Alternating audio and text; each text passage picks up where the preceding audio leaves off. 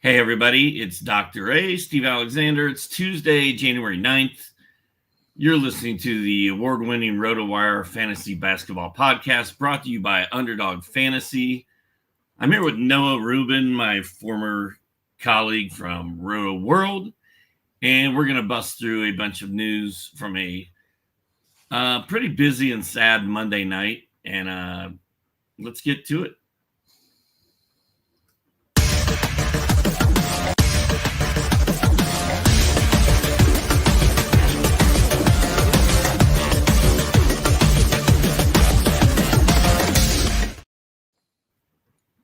Noah, what's happening? Welcome back to the show. Doc, thanks for having me back. It's always a fun time when we get together to talk some fantasy hoops, and it's a pleasure to be back on the show with you. Well, anytime somebody bails out or can't go, I know I can send you a text message in the middle of the night and you'll be like, I'm there. And that makes things very easy. I guess the latest news I saw this morning is regarding Cade Cunningham and his knee. Sounds like the Pistons and Cunningham avoided a catastrophe. He's going to miss maybe a week, maybe 2 weeks. But that's a good scenario based on the fact it could have been much worse than that. Who are you picking up, if anyone? What's the pecking order for picking up guards in Detroit right now? Yeah, reevaluated in 7 to 10 days. Like you said, could be a week, could be 2. We'll see. Maybe they'll reevaluate and it ends up being longer. But I'd say at minimum a week and a half, maybe best case scenario 7 days. But as far as the pecking order, Jaden Ivey is obviously going to be the guy that benefits the most, but he's not as easy to find on the waiver wire. Last night, he was rostered in 49% of Yahoo leagues. I'm assuming that's gone up a little bit. But Alec Burks and Killian Hayes are probably the two guys that are easier to find that will actually be able to provide pretty solid value. Burks has been playing phenomenal as of late. I think there was a nice stretch of games where people were very much questioning, and rightfully so, why Alec Burks is in the rotation at all and being given a ton of shots. But he's actually started to hit those shots over the last few games. So I'd say ride the hot hand. I have no problem picking up Alec Burks, but he's not a guy that I'm like dying to add in like a 12-team league just because of Cade Cunningham's injury. But if I needed somebody to add, he would be the guy. And then Killian Hayes, I'm just not a Killian Hayes fan. I'm not really big on his production, but maybe I'll be wrong. He's had a few stretches of games where he's provided pretty solid value. So it's not hopeless there. I think deep leaguers might need to keep an eye on Marcus Sasser too. He made some noise earlier in the season. He's kind of disappeared. He's absolutely disappeared. But yeah, I think keeping an eye on him also makes sense because it's going to be a lot of minutes opened up for. And I think you're right. I think it's closer to 2 to 3 weeks than it is 1 to 2 weeks on Cade. So I agree with you. I think Burks. Well, Jaden Ivey I would put first, then Burks, then Hayes. But I could see both Hayes and Burks having fantasy value. And remember, even though the Pistons are tanking and have a team not built to win this year, they're still trying to win this year, and they're putting these lineups out there that don't make a lot of sense. Is there any chance this does anything for Ziaire Thompson, or is that dream just dead? I'm kind of hoping that it does. I saw him actually get dropped in a league last night, I guess, kind of heading into today. So I was going to try and pick him up to play tonight because only 5 games tonight. So I think he's worth a shot because without Cade, like Jaden Ivey is going to have the ball in his hands more. Killian Hayes will have the ball in his hands more. So that kind of opens up wing minutes for Ziaire Thompson. Does that happen? We'll see. It's been very, like you said, very frustrating to see what Detroit has done. Like Marcus Sasser had a few games where he was playing really, really well and then kind of lost out on minutes after that. So what Monty Williams has been doing with his rotations haven't been ideal for fantasy managers, but hopefully it's an opportunity for Thompson to kind of get back in the rotation and provide some of that value that he was providing at the beginning of the season. Oh, no, you just reminded me. I picked up 2 players this morning at the crack of dawn when everyone else was probably still sleeping. I was just going to bed. One of them was Vince Williams in Memphis, and we're going to get right into that right now because Ja Morant's season shockingly came to an end last night. He's having shoulder surgery. I got on Twitter and said that Vincent Jackson was a decent pickup, but I meant Vincent Williams. I hope there isn't a Vincent Jackson in the NBA, and I hope people didn't pick him up and put him on their teams because of my stupid tweet. And the other guy I picked up is Chris Boucher because Jakob Poeltl is out tonight, and they play again tomorrow night. So I'm going to try to get a 2-game stream out of my boy Boucher. But yeah, I'm kind of excited about those two moves I made while I should have been asleep this morning. Were you as surprised as I was to hear about Ja Morant's season-ending shoulder surgery? Oh my gosh, yeah, it came out of nowhere. I was just writing blurbs and then saw that pop up, and I was like, the entire season, I was like, hey, Raph, I'm gonna, I guess, kind of get this Ja Morant blurb because, like, out of nowhere, he's just out for the season. Like, very, very surprising. Vince Williams is a guy that I think in recent weeks I've kind of had my eye on, more so just as a basketball fan than as a fantasy manager, just because all the reports, I guess, tweets coming out of Memphis saying how good he looks and how he's kind of thrived with Dylan Brooks gone, kind of is going to be the next really good wing defender to come out of there. Maybe it's the fact that he's lefty that is number 5 and plays really good defense, but he kind of reminds me of Herb Jones a little bit, and is Memphis's version of Herb Jones. But then also he just had 19 points, 9 rebounds, 2 blocks, 3 threes the other night with Ja Morant out, played 37 minutes off the bench. I was all for adding him as soon as Ja was ruled out for the season. Sounds like you made a good move in being able to pick him up. So I like him a lot. And also, congrats on getting your guy Boucher and maybe getting 2 games out of him.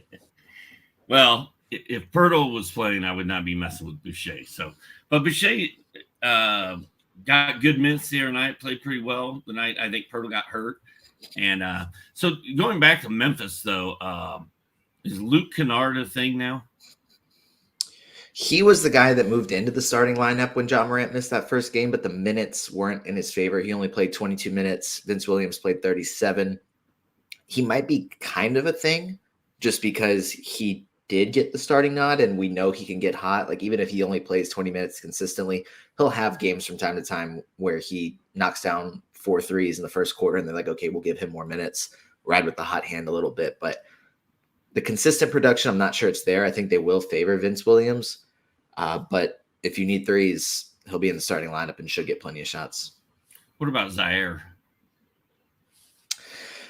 I think he had a big game the other night, but that was with Ja and Vince Williams sidelined. So I think it would take another injury for him to be able to provide any sort of value consistently anyway. Yeah, I agree.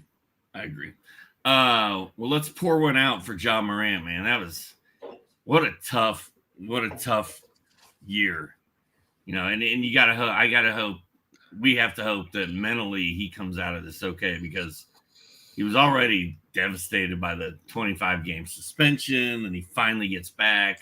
Memphis starts winning again. Everything seems to be going well, and then he gets a freak torn labrum in his shoulder, and it's over. Labrum, it's done. So get well soon, Ja.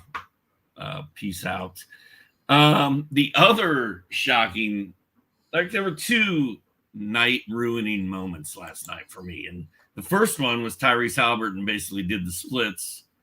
Had to be literally carried off the court like a wounded soldier by 2 of his teammates all the way to the locker room.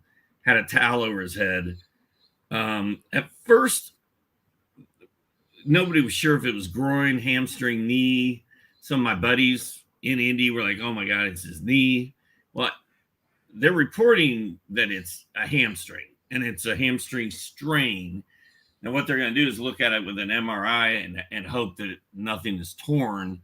I just didn't like the look of it. I didn't like the sound of it. I didn't like the feel of it. I hate to say it, but I've got a bad feeling about this. I'm hoping for the best. I'm a Pacers supporter. I was really into him this year, especially Haliburton was leading point guards in all-star votes in the East. He was going to start in the all-star game.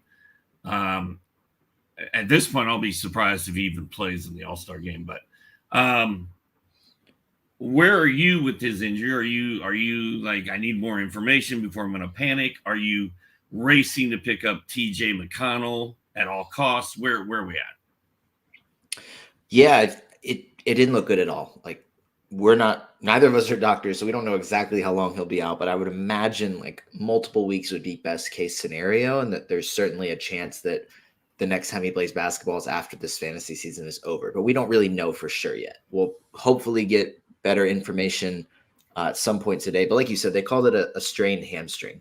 Well, we'll briefly talk about football. When Aaron Rodgers, that first night, it was pretty clear, everybody could tell by the video he tore his Achilles, but they were called a strained calf until they had official news saying that it was a torn Achilles. So I think it's kind of like that. They're going to call it a strained hamstring, and then they're going to go figure out what it actually is. And there's a chance that maybe it's not his hamstring, maybe it's his groin, could be a tear. It didn't look good at all.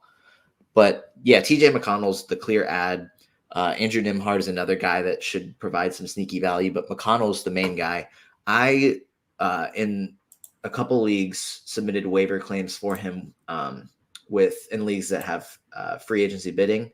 And I believe I got McConnell in one league for 155 fab, and that's in a league with 1,000 fab over the course of the season.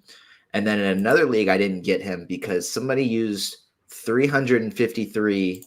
And that was actually Mike Barner that used that 353 of his 1,000 fab over the course of the season to add TJ McConnell. So if that kind of tells you what people think about this injury, it's that it's going to be very, very, very long term, and that this is going to be kind of McConnell's offense to run moving forward.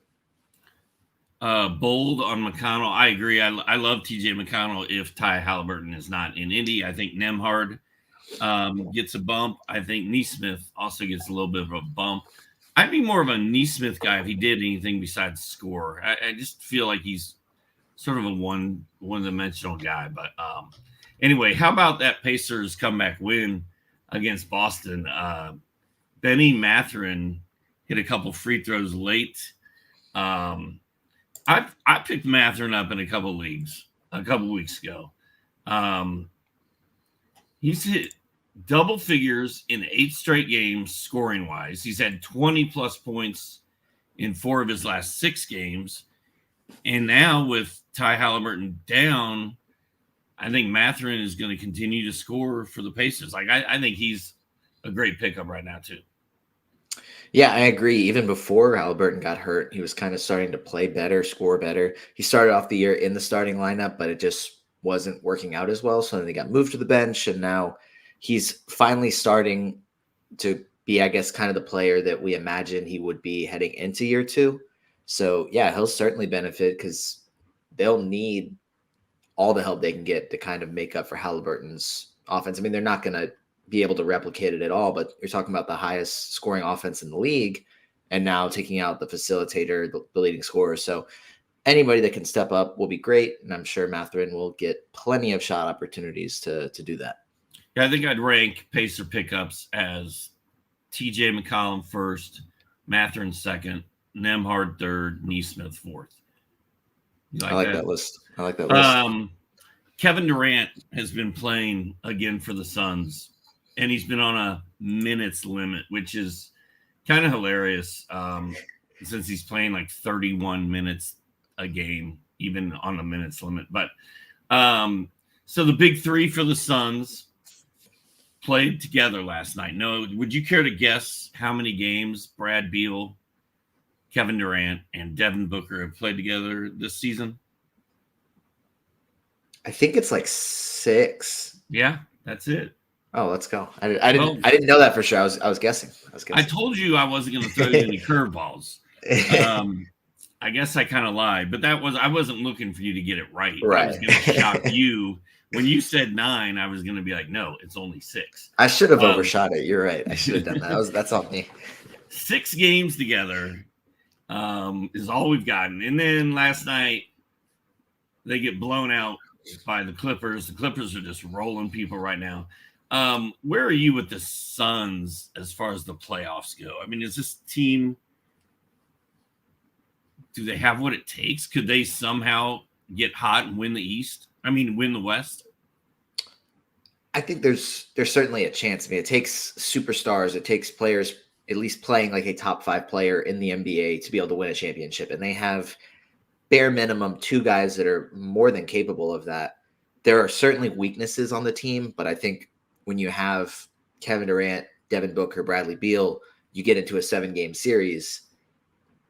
It's hard to bet against them, and it's hard to say, yeah, there's no way that they beat their opponent. Like, they will have a chance no matter who they match up with, and they have the rest of the regular season to figure it out. Like, they will be a playoff team, even though they haven't really been healthy. I mean, like you said, 6 games with all 3 of them playing this year, and if I'm not mistaken, they're either around 500 or just above 500 as far as their record. I think they're just below. Yeah, actually, it looks like 19-18 right now, so just above 500. Just above. So yeah, I mean, as they play more games together, like, things will get better. They will figure out how to play together. So yeah, I think that as long as they're in the playoffs and healthy, you have to take them seriously as a contender, even if you don't have to necessarily consider them just the favorite because they have Kevin Durant, Devin Booker, Bradley Beal. They will have a chance no matter who they play. We have not seen LaMelo ball since November. Big baller shoes, ankle issues. It's a thing that runs in that family. LaMelo went through a full practice on Sunday, Monday, one of those days. He did not play last night, which was Monday. So the practice was Sunday. And then Charlotte plays on Wednesday. Are we going to see LaMelo ball on the court on Wednesday? I feel like we are. You do. I'm not quite as optimistic, but it wouldn't be shocking to me because of how bad Charlotte is consistently about reporting injuries. Like, it wouldn't surprise me if they were just randomly like, okay, yeah, we're just going to mark him as active this game. Like, he's been out for the past, almost month and a half. We'll just mark him active. We'll just do it, or probable, and not give us really any clarity. Like, hey, like, he might be back soon. So I'm not as optimistic, but it wouldn't shock me at all if it just kind of came out of nowhere. Well, I pulled him off the IR in my dynasty league where I've got him because I desperately need him back. And you know how sometimes if you wait too long to pull somebody off an IR, you can't use them that day. Yep. I wanted to make sure that I had him available tomorrow in case he plays. Yeah, I don't know if he's playing. I don't know if it's guaranteed, but the fact he went through a 5-on-5 practice, NBA teams get so few opportunities to actually practice anymore that I think a lot of times that's what holds up guys coming back from injuries. So the fact he's got one under his belt, I feel good about it. I kind of feel like he's going to play tomorrow, but then again, I'm not a real doctor. I don't know if he's playing or not. But Terry Rozier has been on fire. Is Rozier somebody people should be looking to deal before LaMelo comes back? Or is he going to keep balling with LaMelo? I think he'll still be good when LaMelo's back. He won't be, I mean, he's been, I believe, top 20 over the past 2 months. Like, he's not going to do that with LaMelo on the court. He's not going to get quite as many assists, probably slightly fewer shots as well. But he's still going to be really, really good.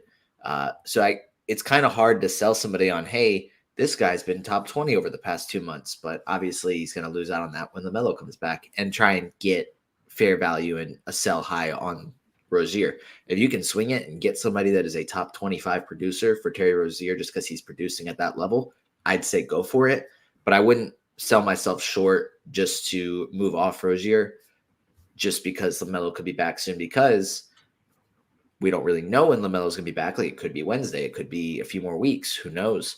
And then what's to say, like, he doesn't get hurt again? Like, we don't really know. And Rozier's still going to give you, I'd say, at least top 50 value with LaMelo there. So he's not a guy that I'm necessarily looking to deal unless I'm getting a clear bump up in value.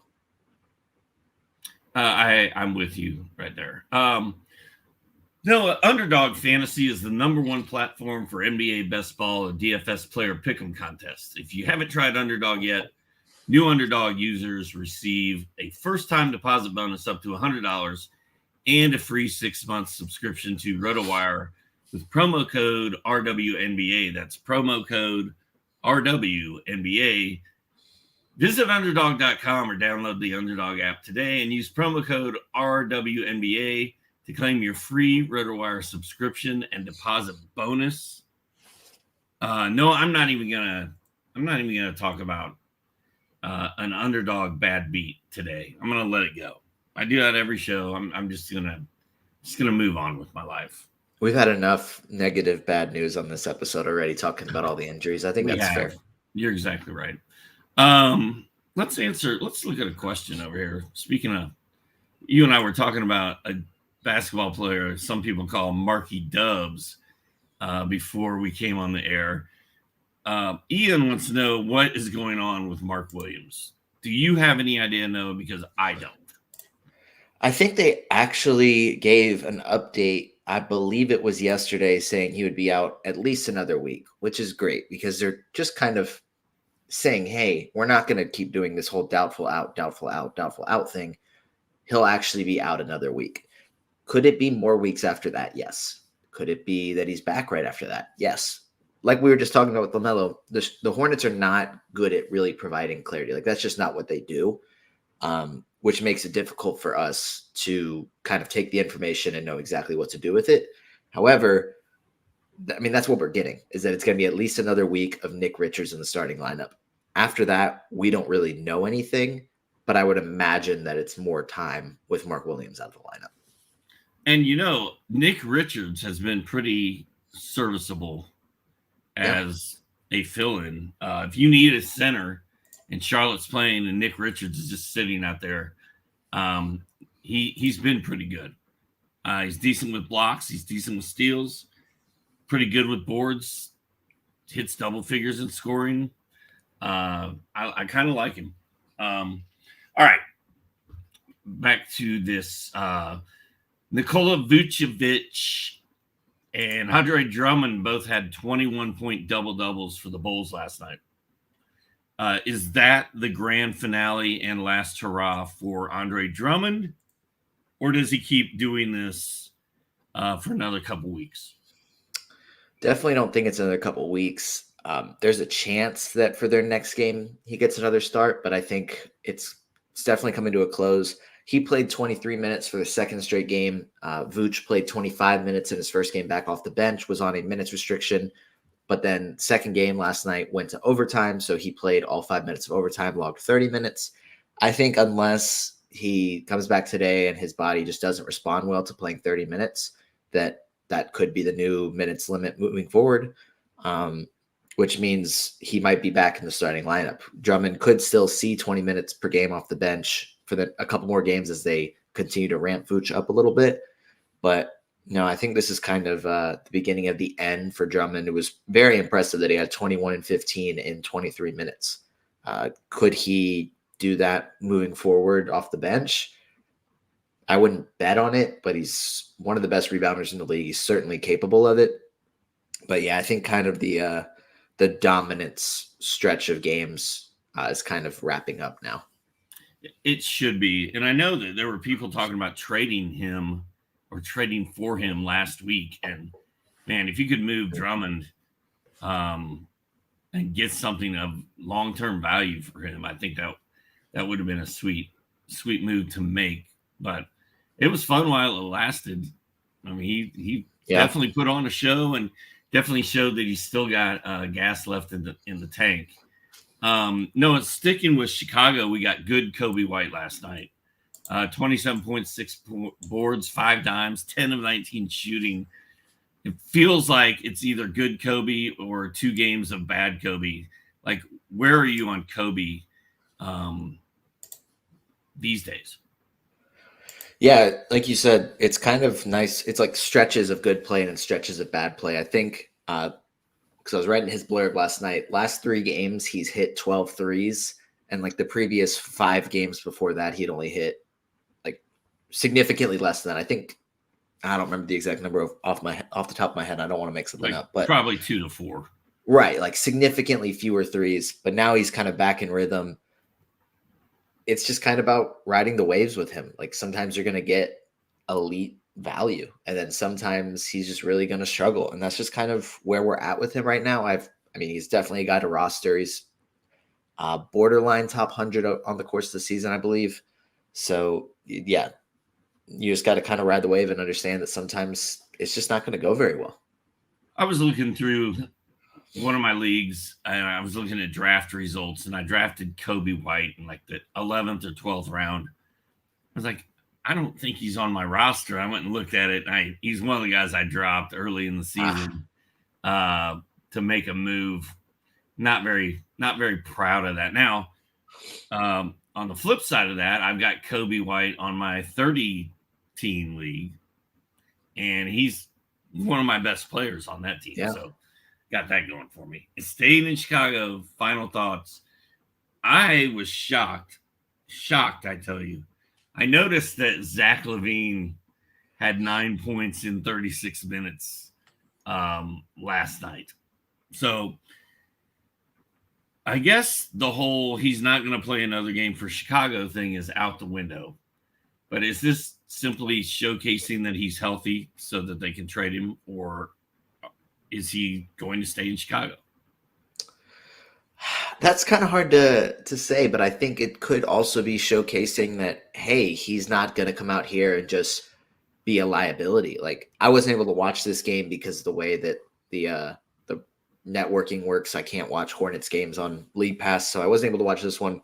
But all the tweets I was reading was that Zach LaVine was, getting some catch and shoot opportunities, playing solid defense, like kind of not like previously he was a create your own shot kind of guy. Like, not that he wasn't like a catch and shoot threat at all, but they're trying to showcase other ways for him to be used, whether that's for them to continue to have him in the rotation in the lineup. I'm assuming he bumps back in the starting unit at some point, and having him kind of fit alongside Coby White without taking away from what he's been doing, or allowing DeMar DeRozan to continue to be, the focal point of the offense.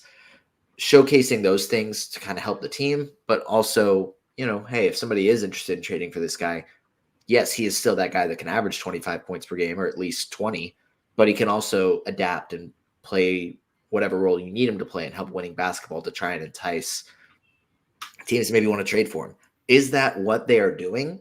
I don't really know for sure, but it certainly doesn't hurt. Like, I think if teams were looking to trade for a guy that has that scoring upside and seeing how he has been playing since he came back, it's not quite as, off the table. Do we want to trade for Zach LaVine the way it was, weeks ago, where it was reports saying he doesn't have a market, like nobody wants to trade for him.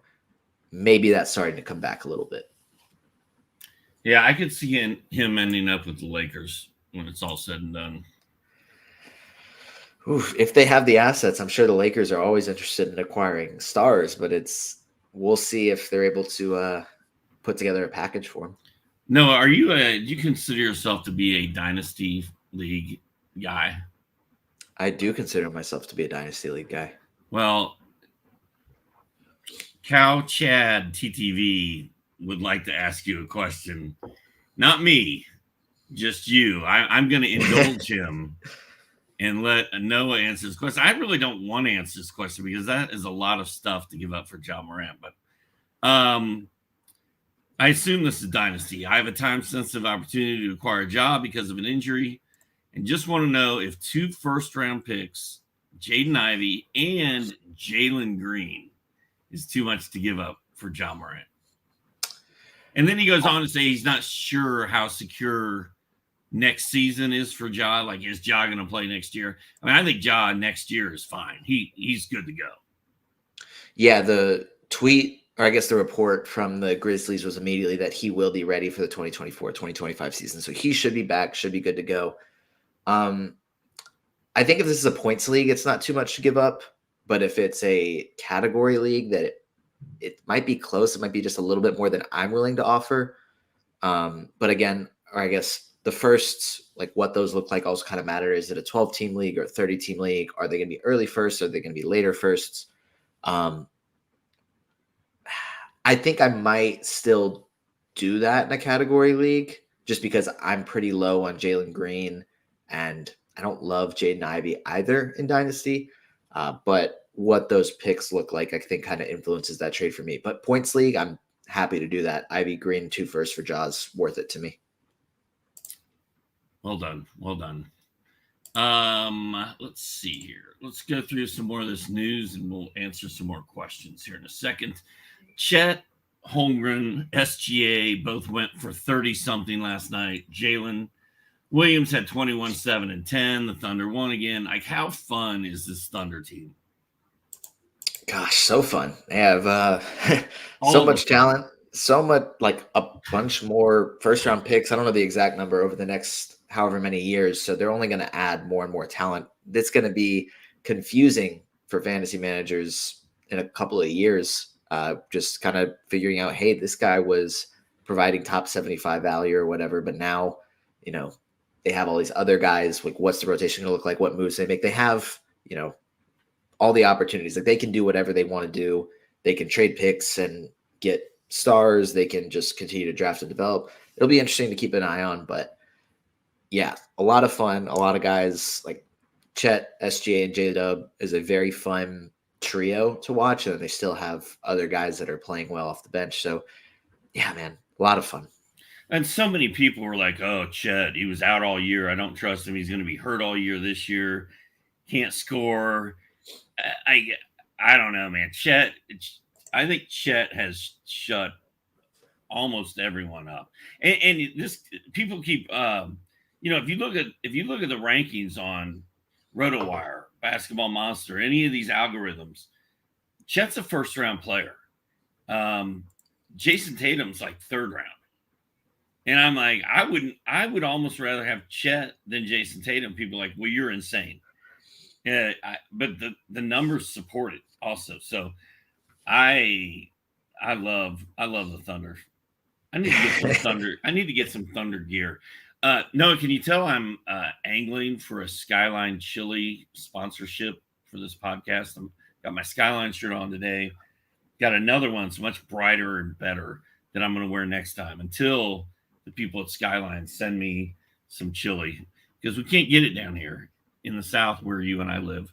And I'm kind of ticked off about it. And I follow all these things on Facebook and social media. You know, Skyline's the official chili of the Cincinnati Bengals. And so they're just hyping the crap out of Skyline every time you turn on the Bengals, anytime you turn on the Pacers. And it is killing me. So there's my Skyline plug. Deni Avdija plays for the Washington Wizards. He had 17 points, 4 boards, 4 assists last night. Deni's one of my guys. He wasn't at the beginning of the season, but I picked him up in a couple leagues, and I've just been rolling with him, and I kind of like him. He scored at least 12 points in 6 of his last 7 games. He's got 3 double-doubles over that stretch. Where are you on Deni Avdija? Yeah, he's a guy that I've never really been high on, but he's kind of flipping the script this year. He was, in my mind, this was kind of a, I guess, like boom or bust year for him, where this is a really good opportunity on a tanking team. Like, no more Kristaps, no more Bradley Beal. He should get the minutes if he's good enough. And he's kind of taken advantage of the opportunity. The 9 cap value still isn't great. The free throw percentage is kind of low. Doesn't really get you a ton of defensive stats, but he's played really solid in just 27 minutes per game, top 150 guy. So I like him more than I did at the beginning of the year. I don't think he's still a guy. He's not as much my guy as he is your guy, but he's only my guy because he's actually on a couple of my rosters. But I think he's also available in a bunch of leagues. So, I mean, he's a guy that if you need somebody to plug and play or use in DFS, I mean, he usually comes through, it seems like. Yeah. Any Ty Jones thoughts? It seems like he's playing better. He had 18 and 9 assists last night. Yeah, he has definitely been playing better. In my mind, he's still having a quote unquote disappointing season, but I feel like that was just the first 2 weeks where he just didn't immediately come out and provide really good value, and it was disappointing.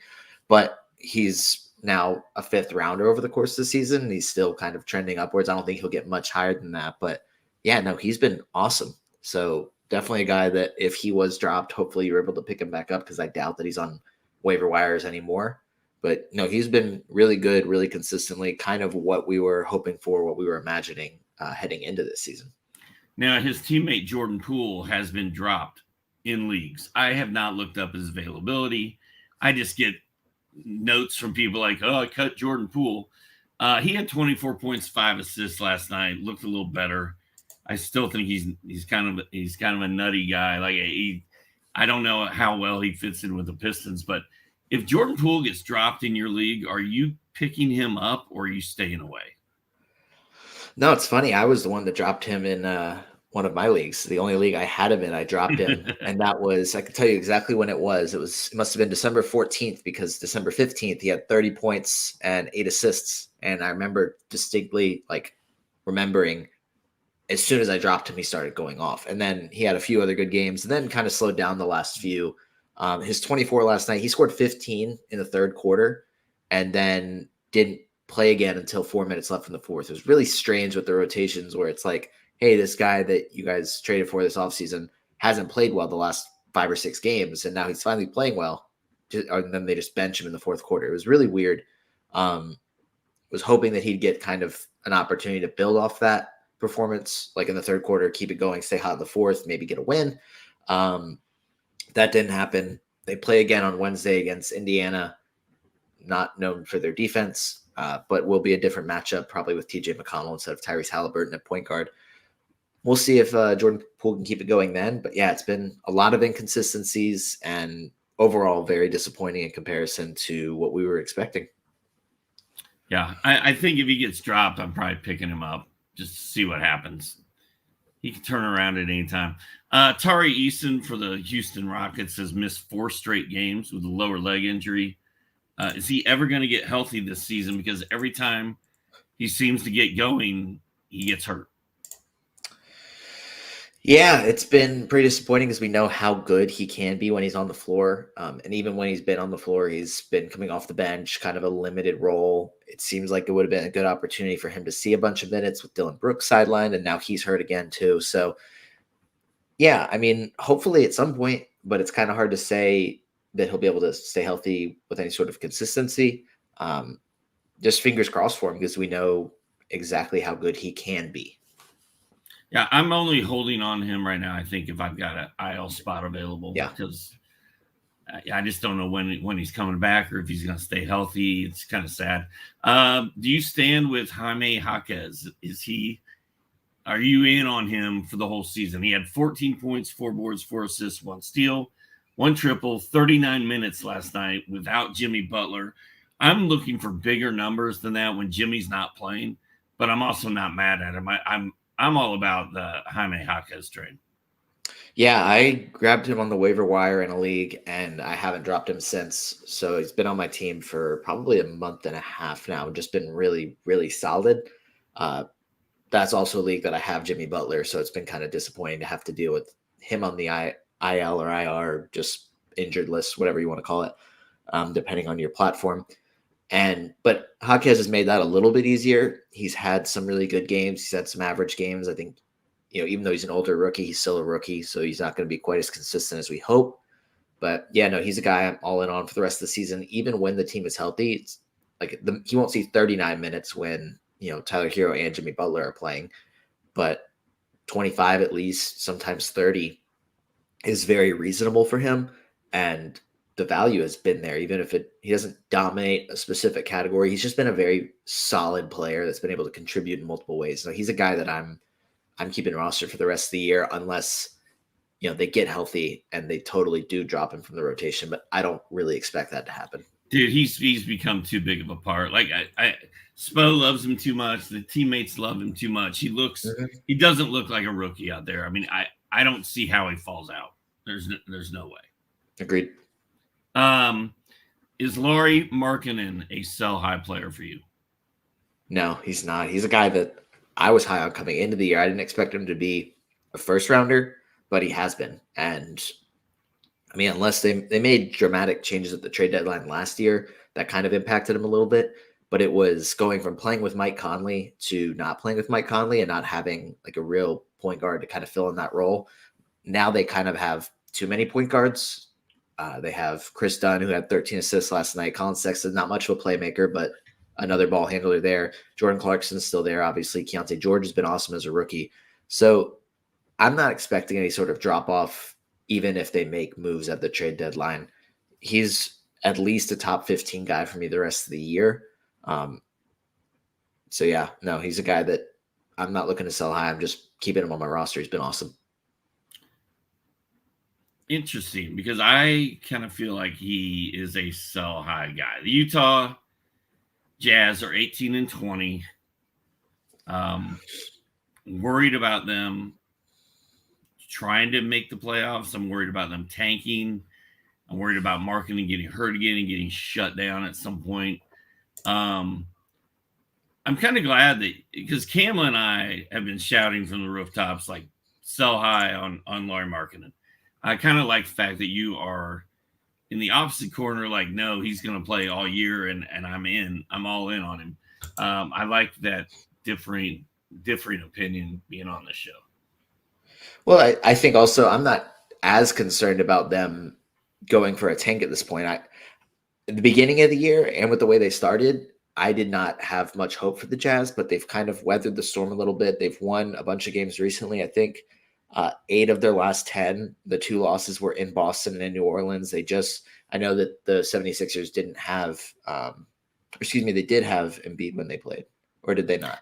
I think that was the game without Embiid that they beat the 76ers, but then they just won in Milwaukee last night without Dame, but with Giannis having a triple-double. So I think that they're a better team than I kind of expected them to be this season. And I think that'll allow them to kind of stick around. Maybe they shut down if they're not close to a play-in spot in late March. But at that point, a lot of the fantasy seasons will be over. I don't expect any sort of like February shutdown. So Simone Fontechhio of Utah has been playing pretty well. He's had some big games. He gets a lot of minutes. He's a big part of what they're doing. He was rough last night, 2 of 6, 5 points, 3 boards, 1 assist. He also had a steal, block, and a 3. Have you picked him up anywhere? And would you pick him up? And did I do the right thing by dropping him to get Vince this morning? Williams, yeah. I think you made the right decision. I'm just going to call him Vince. I mean, I don't think that there's another Vince in the NBA, so I think that's totally fine. Like, nobody's going to expect you to be picking up Vince Carter off the waiver wire, so I think calling him Vince is fine. Okay. As far as Fontechhio, I think he's a guy that I would have added. I didn't end up adding him just because there wasn't really a good spot for me to add him, but he had a nice stretch of games where he was in the starting lineup. Last 3 games, he hasn't played very well, but I think he made the right decision in picking up Vince Williams. I think he's definitely going to benefit from jobbing out the rest of the year, and I like him better as a fantasy option and should see minutes more consistently. Utah's rotation is just so weird. That's the thing, is Markkanen is probably the only – I guess Markkanen and Jordan Clarkson are probably the only guys you can rely on that are going to play big minutes consistently. Everybody else, it's like, oh, this game they're going to play 25, the next game they're going to play 16, and it's just going to kind of flip-flop whoever's the hot hand, which is fine if that's how they want to – if that's how Will Hardy wants to run his rotation, wants to coach, and it works, that's great. But it just makes it hard for us to be able to predict and expect production from certain players, and then they don't see even the opportunity to do so. So I'm definitely fine with making that move. I think it was kind of a ride the hot hand thing with Fontechhio for a little bit, but definitely fine dropping him now. So as you mentioned, Damian Lillard was out last night for personal reasons for the Bucks. They lost again. What is going on, dude? First of all, I think anytime Dame is out, you automatically plug and play Malik Beasley into whatever fantasy roster you can put him in. He had a big game last night. But what is going on with the Bucks, and why are they losing so much? Like I said at the beginning, when that whole scenario went down, when they got rid of Jrue and added Dame, like, the loss of defense there is huge for the Bucks, and the gain of defense is huge for the Celtics. And now Celtics, when you pair Jrue with Derek White, they've got the best defensive backcourt in the league. They look like one of the best teams in the league. Milwaukee can't beat the Pacers, and now they can't beat the Utah Jazz. Like, is Milwaukee as good as people think they are? I think it's kind of a same case, like same scenario as what we were talking about with the Suns, where it's like they're too talented to truly bet against them, but they will have weaknesses. And running into a team like Boston, like I don't expect them to be able to or to beat Boston. But I think when you have Giannis and Dame and even Chris Middleton kind of on the same team, like they will have the ability to win a series against the Celtics, but I wouldn't bank on them doing so.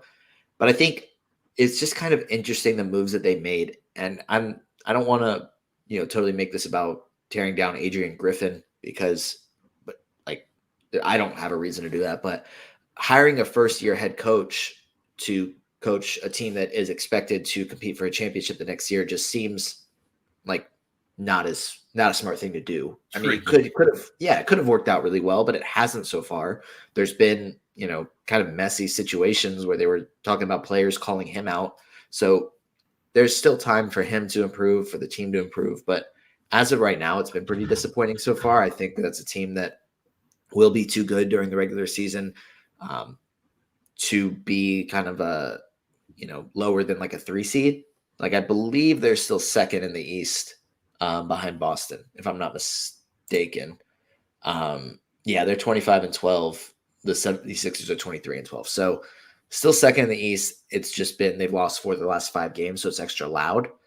But no, I think that there's still a team that wins in the first round of the playoffs is like worst case scenario, and then they will have a chance to win the second round, and then continue to improve and be better than that after that. But yeah, they're too talented to not be really, really good, but it's been concerning over the last handful of games. But we'll see. Maybe the team managers will do a better job at doing the laundry, and Giannis will be happy. All right, let's try to blow through some of these viewer questions in our last 5 to 8 minutes here. My man Brad Altman gives a bunch of odds, and who is coming out of the West, if not Denver, and potentially win the title. No, I'm going to go first here. I'm going to go with the Clippers, and I know I just got done talking about how much I love the Thunder, and I do. The Clippers, now that Harden's on board and you don't hear any rumblings, like they are just taking people out. Like they look, and Kawhi Leonard's not missing games, and Paul George isn't missing games, and Ivica Zubac is playing well every single night. Like they just look like they are finally dialed in. Yeah, I like that pick. I really do see the Clippers as legit contenders. Hopefully it's not that they're just playing really well right now and then either an injury derails them or they're just not able to maintain this level of play through to May. But I think looking at these odds, I think Minnesota is pretty interesting at 22-1. I'm assuming if this is saying someone besides Denver, that Denver's odds are even better. Minnesota has the best record in the West, but they have the 5th best odds, I guess, to come out of it. So I think at 22-1 odds, a team that's 25-10 and has been much better this year than they were last year, I might actually roll with Minnesota. Obviously, they don't have the same playoff experience that teams like the Suns and the Clippers and obviously the Nuggets have, but I think I'd go with Minnesota at these odds. I think I might bet on Minnesota to win the West. I would not put money on Minnesota to win it all. I mean, that would be one of the biggest shocking upsets of all time. I mean, what were their odds coming into the season? They had to be down near the bottom. So, I mean, for them to win it all and beat all the teams in the West and then beat the best team in the East would be crazy. Miraculous. And I just don't see it happening. I think it'd be fun to bet it, but I wouldn't put a bunch of money on it. I would be like $10 and just hope it comes through. But okay, Brad, there you go. Eon wants to know, why is it not showing? There we go. Chet Holmgren for Jrue Holiday and Jonas Valanciunas. Which side do you like? This is pretty easily Chet for me. I think I would rather have the guy that's a borderline first rounder over Holiday and Valanciunas. Unless it's like if you're playing in Doc's 30-team league and you need the depth, then maybe. But other than that, I'd rather have Chet. I, too, am going with Chet in that scenario. Doc, I don't know if you saw, but the news came out. How long ago was this? About 20 minutes ago. Tyrese Haliburton is expected to be reevaluated in 2 weeks. Grade 1 left hamstring strain. Relief that he's avoided a serious injury is what Woj is saying. So we have more of a timeline on how long Haliburton is going to be out. And seems like McConnell's going to be about a 2, maybe 3 week streamer. But Haliburton should be good to go for the All-Star game. Well, I put Brian B's question up here because he wanted to know how long Haliburton was going to be out. That answers that question. If he's going to be reevaluated in 2 weeks, I'm going to go with a month. Like this looks like a month-long injury to me. Mm-hmm. When guys sprain their ankle really, really bad and they have to get carried off the court, it's like, oh, that's a monther. This feels like a monther to me. So I think you'll get TJ McConnell for at least 3 weeks, if not 4 or 5. So he's still worth the pickup. I don't know if I would spend my entire fab budget on TJ McConnell at this point. Yeah. Jay Sizzle says, I'm thinking of dropping Malik Monk for TJ McConnell. Is this a good move? I'm gonna go ahead and say no. I think Monk has been too valuable. Oh, I think I might do it. Monk's Monk's had at least 5 assists in like 20 something games in a row or something. Crazy. He had a bad game the other night. I think it's a good time to maybe pounce on him if somebody drops him. But Monk has been solid, man. Like I'm kind of down with Monk. He's been solid. I think the thing to me is that since this is a 10-team league, there might be a little bit more depth on the waiver wire. That's a good point. Maybe I think that's kind of what's making. If this is a 12-team league, I'm sure there'd be a better option to drop other than Monk. But in a 10-teamer, McConnell should be able to give you. I mean, I want to say top 75 value at least as a starter.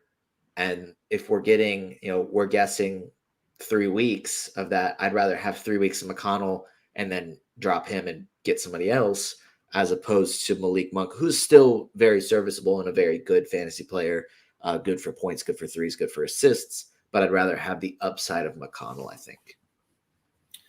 The 10 teams makes it different. I thought it was 12. My bad. Mm-hmm. Michael Chang says I dropped DiVincenzo from McConnell today. 10 team. Good move. Yeah, I'm kind of good with that. DiVincenzo had that one huge game. He's out there getting stuff done, but he's not killing it. Yeah, I agree. Definitely a good move. What else we got here?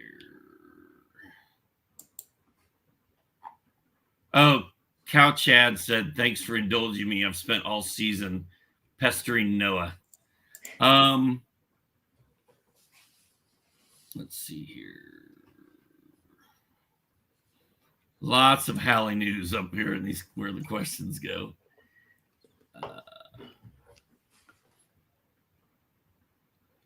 Yeah, we kind of answered all those. Let's go back to the top. All right, 1 or 2 more, and then we're rolling out of here. We got stuff to do. Oh, here we go. I like this one. Let's end on this one. Maybe. No, we're doing 2. Crowd silencer. I added Danny Gafford, dropped Nesmith. Even though the Wizards only have 3 games this week, Pacers have 4. And Gafford actually plays not good right now. But still wasn't worth it. 10 teams. Again, I think just to get Gafford's blocks, Nesmith's lines are kind of empty to me. I think you were fine making that move. You're going to suffer in points a little bit. The 3 games versus 4 hurts. We won't know till the end of the week how you're going to do. But if you were trying to get blocks and steals, or blocks at least, maybe it worked out. Blocks and boards. I think since this is a points league, actually, I think he says that kind of at the end, it's a 10-team points league, that it is. I might actually roll with Nesmith for the extra game. And just because, they'll get you the points, maybe a little bit of other stuff from time to time. But I think I might actually prefer Nesmith, especially now with Haliburton out. No, you're a much better speed reader than I am. I stopped at 10 team and didn't even see the points league there. In a points league, you probably should have held on to Nesmith. But there's time to get him back. Oh, well. Yeah, get him back. Here we go. Austin O'Brien. Good morning. Jalen Johnson and Jarrett Allen for Trae Young.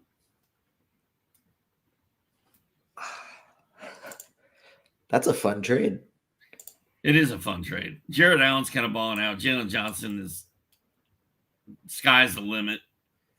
Trae, you know exactly what you're getting. I think it's a little risky. The Jalen Jarrett side is a little risky, and the Trae side is more secure. But I kind of like the upside of Jalen. Like I think I would support that trade for both sides. Yeah, I think it's kind of a category preference. Like if you're punting, field goal percentage, and turnovers, absolutely get Trae. If you're not and you're looking for, blocks, rebounds, high field goal percentage, then Jalen Johnson and Jarrett Allen would definitely be the way to go. I think this is kind of one that, like you said, it could work out for both teams. It just kind of depends, assuming that this is a category league that, it fits with the way those teams are built. All right, no, we're closing in on an hour. I got stuff to do. If you guys like this video, please click the like and subscribe buttons so you can keep us on the air. Thank you, everyone, so much for coming. Noah, is this our third one this year, you think? Something like that. 2 or 3? We're catching up to the Suns' big 3. I'm sure. Yeah, dude, we're halfway there. We need 3 more podcasts together to catch the Suns' big 3. We're set that as a personal goal today.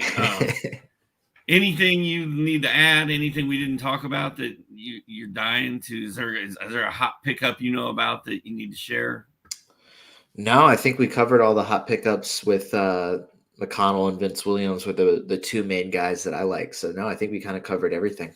All right, Rick Campbell and I will be back here Thursday to do this at 11 o'clock. Next week, I've got special guest Yuri Ono on my show. She's very excited about it. She's a good friend of mine, even though we've never met face-to-face. This will be our first video conferencing of any kind. She's a fantasy guru. I had to kick her out of my DFS league because she was beating us too badly. So she's going to have a lot of good stuff next Tuesday. So we'll see y'all then. Noah, thanks again, man. Yeah, thanks for having me, Doc. Bye, y'all.